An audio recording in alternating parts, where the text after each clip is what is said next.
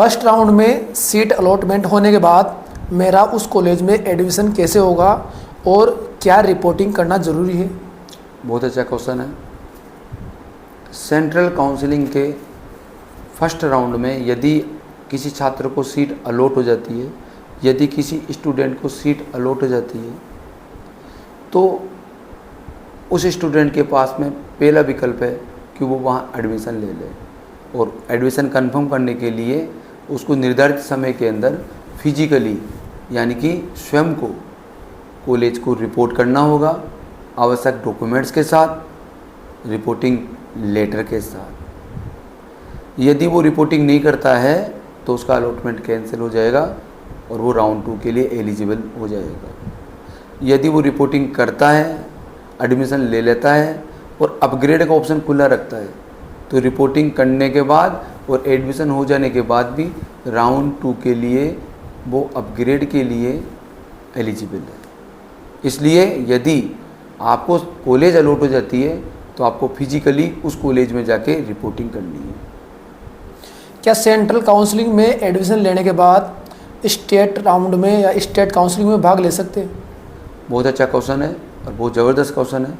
यदि आपने central counselling में किसी भी कॉलेज में एडमिशन ले लिया है तो अब आप फर्दर काउंसलिंग प्रोसेस से बाहर हो, आपकी कॉलेज फिक्स हो चुकी है, आप स्टेट गवर्नमेंट की काउंसलिंग में किसी भी स्टेट में अब आप पार्टिसिपेट नहीं कर सकते। इसलिए यदि कहीं पर भी आपने एडमिशन कंफर्म कर दिया है, उसके बाद आपका काउंसलिंग प्रोसेस से बाहर होना पक्का है, और सेंट्रल काउंसलिंग में यदि आपका एडमिशन हो गया तो आप स्टेट काउंसलिंग में पार्टिसिपेट करने के हकदार नहीं हो। सर, मेरा अगला सवाल ये है कि क्या स्टेट लेवल की काउंसलिंग में गवर्नमेंट कॉलेजेस में अलग अलग स्टेट में अलग अलग कट ऑफ होती है? बिल्कुल, बहुत अच्छा क्वेश्चन है। राजस्थान स्टेट काउंसलिंग की अलग कट ऑफ होगी, मतलब हो सकता है कि राजस्थान स्टेट के अंदर 670 मार्क्स आने पर आपको गवर्नमेंट कॉलेज में सीट मिले। यह भी हो सकता है कि पंजाब में आपको 625 में ही गवर्नमेंट सीट मिल जाए। अलग अलग स्टेट में अलग अलग कट ऑफ होगी, अलग अलग बच्चों का लेवल है, अलग अलग पॉपुलेशन है, अलग अलग सीट्स है, इसलिए इन सभी फैक्टर्स पर डिपेंड करता है। इसलिए हर स्टेट की अपनी खुद की कट ऑफ अलग निकलती है, ध्यान दें। सर, फॉरेन से यानी विदेश से MBBS करने के लिए नीट क्वालिफाई करना ज़रूरी है क्या?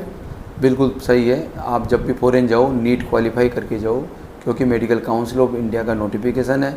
नीट क्वालिफिकेशन के बाद ही आप फॉरेन से MBBS करें। और इस साल का नीट कट ऑफ है जनरल के लिए 164 मार्क्स, OBC ST SC के लिए 129 मार्क्स।